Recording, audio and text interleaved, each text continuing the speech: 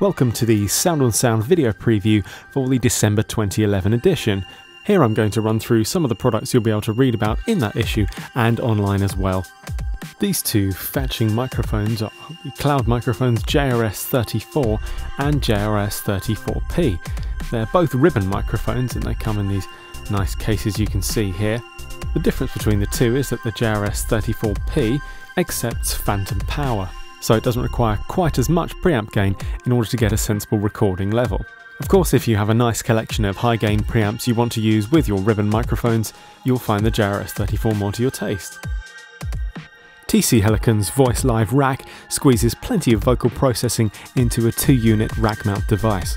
It has plenty of connection options. You can plug in a vocal mic obviously, and you can also plug in an instrument like a keyboard or a guitar via a MIDI or a jack input. The VoiceLive rack will intelligently follow the chords that are played in order to create vocal harmonies. It comes packaged with the MP75 Modern Performance vocal microphone. The mic isn't that far removed from the standard stage mic that most vocalists will be used to, except that it has a button on it that allows you to control a pre-selected function of the VoiceLive rack. The Fostex AR4i is a small audio interface for the iPhone 4 or iPhone 4S. Now once the iPhone's in place, it does look a little more like your average portable recorder than it does like an interface, but you can actually plug microphones into it, including the two microphones you get with the AR4i itself. There are actually 3 microphone inputs on the unit, which allows you to use it in a portrait or a landscape orientation depending on what you're doing.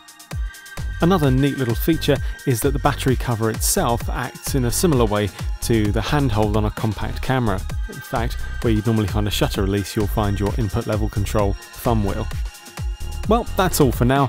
If you like the previews you've seen here, be sure to either pick up the December 2011 issue of Sound on Sound or head to www.soundonsound.com where you can read all of these reviews in full.